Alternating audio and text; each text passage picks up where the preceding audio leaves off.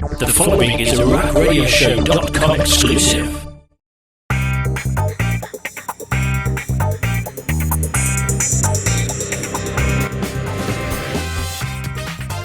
You know what else I'm excited for? Takeover. So can we talk about it now? Please, please, please, can we talk about it? Well, fine. We'll talk about it. I'm serious. I am super excited for Takeover. It's gonna be epic. I mean, if you gotta twist my arm about it, I guess supposedly after all this time we can talk about it. Well, I mean, we've talked about SummerSlam. That's gonna be awesome. But we have to talk about Takeover because Takeover is sold out. 13,000 people are gonna be there. Do you know how off the chain that's gonna be? Did you know Hunter didn't want to do it at the Barclays? Where did he want to do it? He was trying to find somewhere else to do it, but they figured. Oh, Hunter. But no, because realistically, there was no precedent for what they were going to do, because they were going to curtain off like they did. They curtained off part of the building, and then it just kept selling until it was sold out. And like you mentioned, it's off the charts. That's 13,000 strong at Takeover. Well, it's like we said when we found out that Takeover was sold out, was that they probably figured that what happened in San Francisco, which the NXT house show sold out in a matter of hours, 5,000 tickets sold out. They probably attributed a lot of that to WrestleMania and it being a fluke, so they pretty much did the same thing for SummerSlam, thinking, oh, well, we'll release just 5,000 to 6,000 tickets, we'll cordon off the building, and it'll be fine. And when the first 5 to 6 did the same thing that San Francisco did, I said, well, we've got a big building, let's see if we can sell more. So they kept releasing tickets until finally the entire building sold. I mean, that's a testament to the NXT product. Oh yeah. It really, really is. I mean, people are excited for it. People want to see it. So the fact that they're sold out, the fact that the talent are going to be able to perform in front of a crowd that big is amazing for them, because that's going to be a hot crowd. At least I hope it is. I hope we get the NXT crowd of 13,000 people. Now, obviously, the key trick is, can they do that again if they bring the show back to Brooklyn? But for this first go-around, the fact that it's sold out and the talent will have that experience, you know, Hunter's just beaming from ear to ear about it. Oh, yeah. Oh, yeah. He did a conference call yesterday. He's jazzed up. He's excited. As he should be. Yeah. I mean, NXT is his baby, so anytime NXT succeeds, he succeeds. And it's one of those things where it's kind of almost that I told you so about the product. Where it's like, I knew it was good. I knew we had something, but nobody believed me because they've never really put any faith in the developmental product before beyond just getting the talent ready. Right. And now it's something where the developmental product is becoming its own brand. It's becoming competition for the main roster. Like, the main roster is now being forced to step up because developmental is becoming good enough.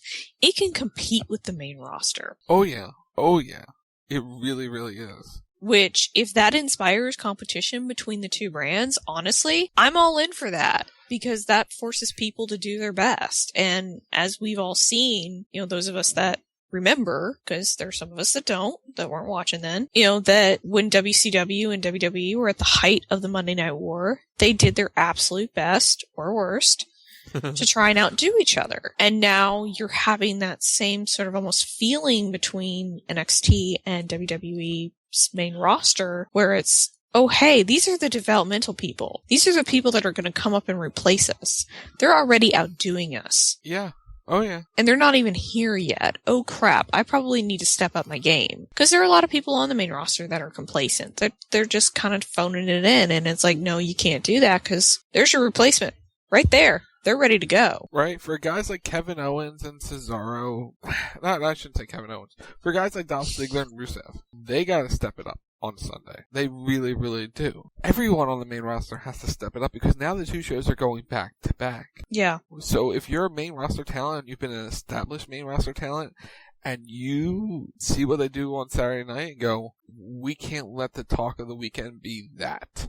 Yeah, think about it. It's like NXT is going first. They are going to be the talk heading into Sunday, so anything that happens on Sunday has to outdo it. And I mean, there are shows on, there's stuff on SummerSlam that will outdo NXT. obviously Taker and Brock is going to be the talk Monday morning. One way or the other. One way or the other. Taker and Brock is going to be the talk. But it's like going into SummerSlam, whatever happens on NXT will be the talk going into SummerSlam. And you have people on both shows. Like Owens is on both shows. Sasha Banks is on both shows. Yeah. So it's like whatever they do the night before, they have to then go to SummerSlam and they have to potentially outdo it. So it's like they almost have a double challenge, which is pretty either terrifying or awesome, depending on how you look at it. Yeah, we'll get to their 2 matches as they're the dual main event, as Hunter's calling it. The dual main event. That's pretty awesome. For the girls, yeah, that's pretty badass. Yeah. So let's get to it. Let's get to it. We should note that I believe Apollo Crews will be making his debut as well on the show. Yay, finally. I'm curious to see what he can do. He so reminds me of Bobby Lashley. He does in a lot of ways, but like I said, I'm curious to see what he can do. I think he's a more athletic Bobby Lashley. We'll see. Alright, let's get right into it. Let's start with Tyler Breeze. Prince Pretty Tyler Breeze, as the poster says, taking on Jushin Thunder Liger. Tyler's been doing good. They built up to this match pretty well, and what they did last night on NXT was pretty good too. What's your take? This is kind of a throw together at the last minute. I don't think Tyler. I wouldn't call it last minute. They've had this plan. Well, they've had it planned, yeah. I mean, obviously they've had it planned. I'm not trying to insult anybody or infer that, it's, oh hey, they couldn't find Tyler or anything, so let's get him Jushin Thunder Liger. But to me, it's just like, it's been Tyler. It's kind of that one-man show sort of thing. So, he's Bray Wyatt and Liger is The Undertaker? Basically. Tyler's been off TV a lot. He has not been around. I think his last big match out, he lost. The last big match, he was against Finn Balor at Takeover, the last Takeover. And then he's been off and on for a while, and he's been on a bit of a roll beating the guys he's been thrown in the ring against. But the last big match he had, he lost, so they rebuilt him. And what I like about what they're doing with Tyler Breeze, because they see something in Tyler Breeze, but they're not ready to go to the next level with him. So every time there's a takeover, they try to put him in a position where he's going to be in a good match. The match with Finn Balor was good. One, because of the epic entrances. Oh god, imagine the entrances in Brooklyn. Oh my god. They're going to be huge. Oh, we'll get to the other entrance. That's going to probably be amazing in Brooklyn later. I like they're making his match special. Like, they brought in someone special for Tyler Breeze. That says something about what they believe in Tyler Breeze.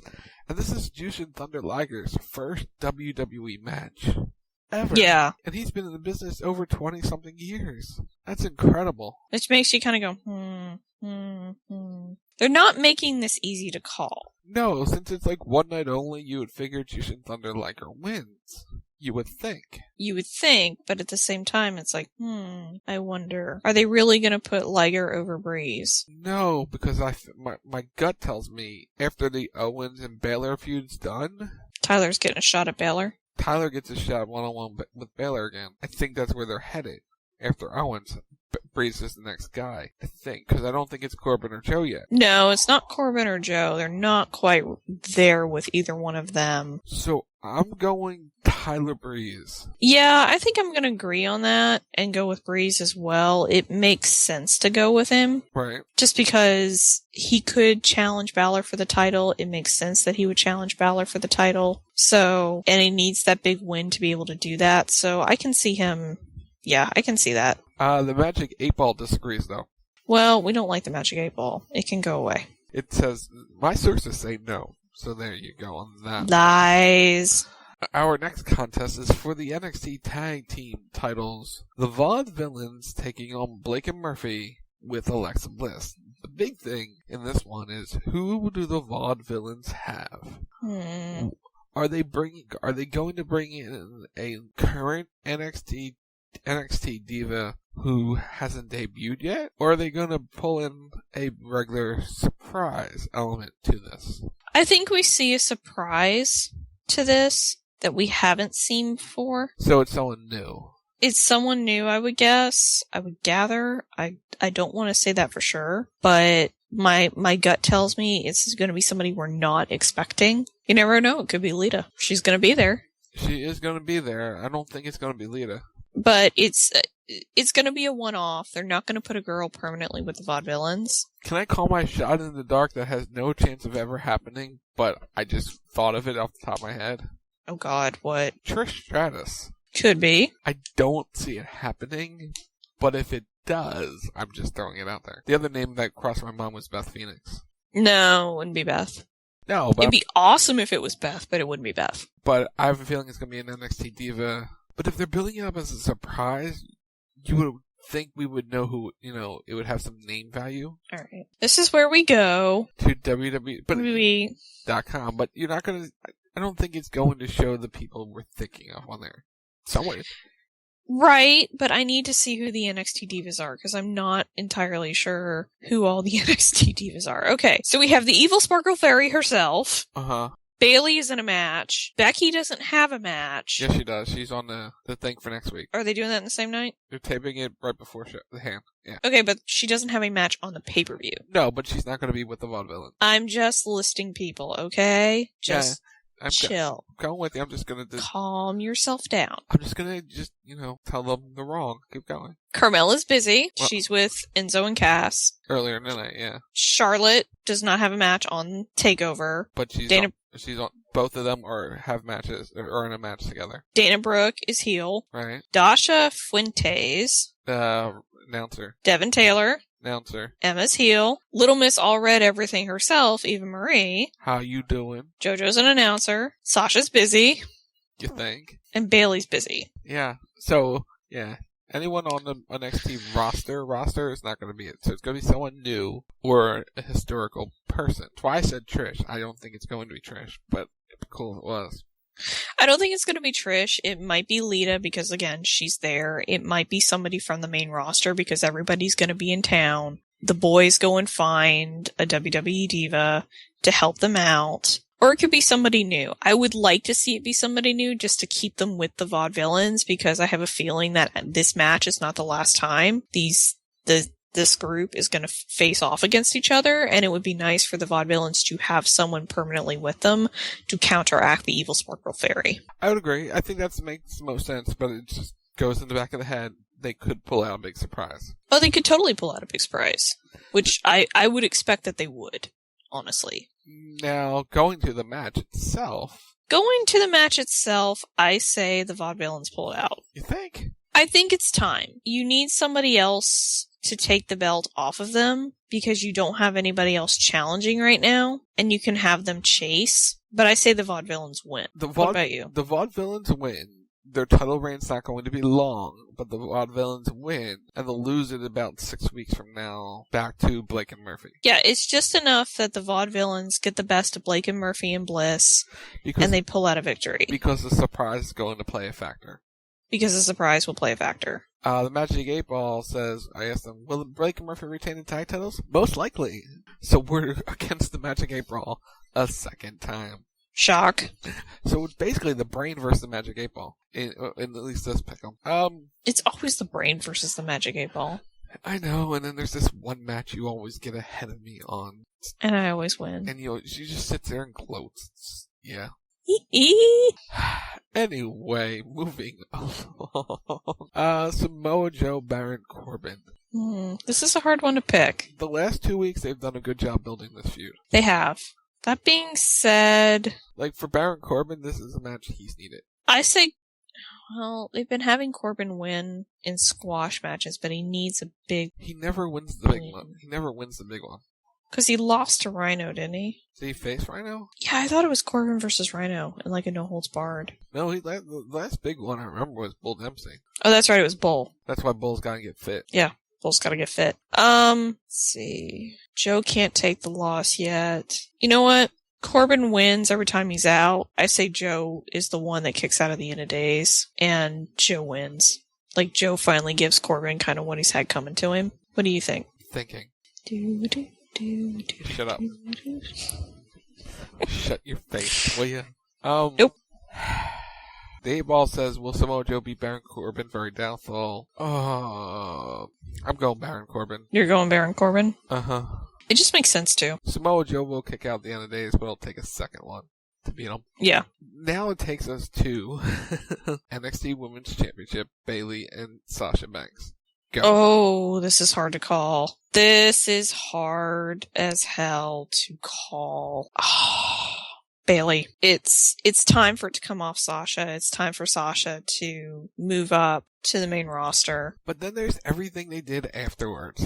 I don't put a lot of stock in that. Yeah, I know, me neither. But then I follow Sasha on Tumblr. Again, don't put a lot of stock in that. What, you mean she lies on Tumblr? She could. It's called a swerve. Wait, where's Vince Russo? But no, you don't want to give away the ending of your match, so it makes sense that they're going to not obviously give it away. So I think it's time it goes on Bayley. This is the perfect story to give it to Bayley.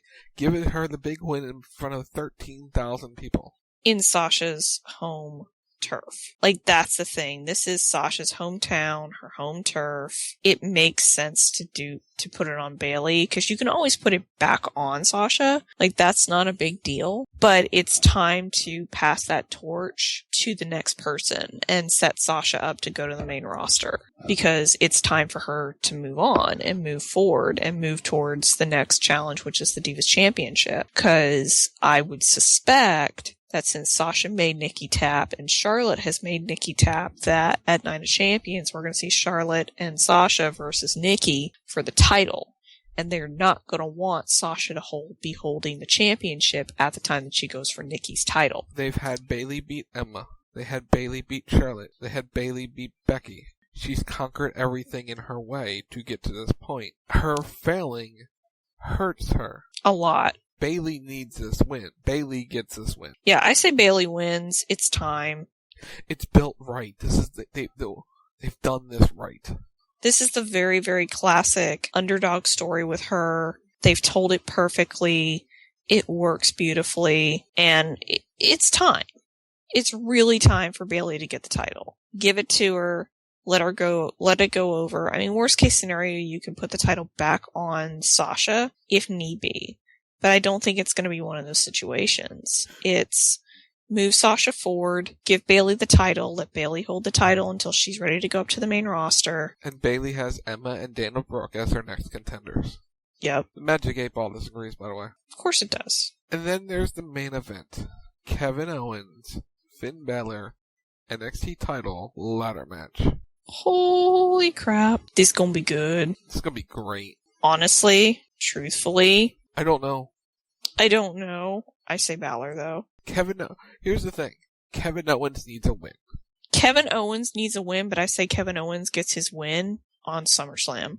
But here, I threw this out on Sunday with Omega, because he was torn with Kevin Owens stuff. And you're really torn, because if you think about it, if Kevin Owens wins on Saturday, and he goes into SummerSlam and loses, it hurts him as the NXT champion. Kevin Owens wins on Saturday and then goes into Sunday and wins, he's a strong champion now. But if he loses and then wins, it sort of makes Cesaro weak. This is why it's all hard, and it was hard picking the SummerSlam match earlier. And again, they taped things as a swerve. It doesn't make sense to put the title back on Owens. It really, really, truthfully doesn't. And honestly, if you're going to hang a loss on Owens, it's better to hang it on him at TakeOver and have him lose in a ladder match, because that's going to hurt him less than getting pinned in the middle of the ring. Finn Balor will be in name the NXT champion when TakeOver is over. Now, whether, Owens runs away with his title or not, that's a different story. That's the other thing, because that's what I'm saying. Because Kevin Owens mentioned he's going to take the title no matter what in the promo. So he Ambroses the title? Yeah, he's going to take Owens is going to have possession of this belt in the next 7 days after TakeOver. Somehow, some way, I would assume. Finn Balor's got to win, because again, that sends the crowd home. Technically will send the crowd home happy, because you don't know. But then against this crowd, you don't know because Owens is big in New York, if he'll be the favorite either. Oh god, this is gonna be tough. Like I said, it doesn't make sense to put the belt back on Owens. He's on his way up as well. this should technically be his last show before he gets sent up full time. So to me, it doesn't make sense to take the belt off of Balor unless you're going to have Zayn do it, and Zayn is not ready to come back. No, he said in an interview he's not ready. So it's like, honestly, the way I can see it playing out is you leave it on Finn. Breeze challenges for the title. Breeze wins the title, takes it off Finn. Those two finish that out. Finn goes up to the main roster. Breeze holds the title until Zayn is ready to come back, and then Zayn comes back and takes the title off of Breeze. Those two feud over it, and then somebody goes up from there. Because basically, as you hold the NXT title before you go up, that's kind of how that goes. Because if you notice, there aren't a lot of multiple NXT champions. It's usually a one and done deal. When they put the belt on you, that's a sign that you're ready to go. And so they've got it. They had it on Owens when he first came in. He's now up on the main roster. They've got it on, they've got it on Balor right now. Balor will be up in the next 6 months, if not sooner than that. Make very strong points. So honestly, it doesn't make sense to put it on Owens unless you're going to put it on Owens and then he and Balor feud for the title, and Balor wins the title back on the rematch and pins Owens in the middle of the ring, and they do like a loser leaves NXT match where whoever wins, that's it, you're done. That's possible. But that's honestly just too damn convoluted for words, so it's like just put it on Finn and leave it on Finn. That's easier. Yeah, I say Finn, you say Finn, 8-Ball says no. Well, you know what, 8-Ball? Screw you. We don't like you, so there. Take that, 8-Ball. So that's TakeOver. I'm excited. This is going to be epic. Epic's a good word for it.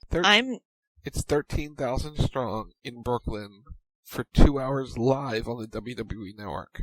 I think the crowd's going to be really good for this. Yeah. I think they're going to be really hot for it. Oh, yeah. And if that's the case, this is going to be nothing short of epic. And it'll be just a prelude to SummerSlam. Yeah, which, again, this is going to be a good weekend for wrestling. A really good weekend. If you're a WWE fan, get the WWE Network. It's free for a first month. It's $9.99 every other month. It's worth it. It is worth the price of admission. Just saying. So get the WWE Network, and if you want to know what's going on, you may listen to Cards Against Humanity. Yeah, if you want live commentary on TakeOver or semi-live, depending on, what's going on at the time, or even live reactions to at least the second half of TakeOver. Tune in to Cards Against Humanity Saturday night, because it should just be ending when we go on the air. We will be in the second hour when we go on the air for Cards Against Humanity. So, does it start at 8 or 9? Starts at 9 p.m. Eastern. 8:30 is the pre-show. Be ready, people. Be ready. Yeah, be ready.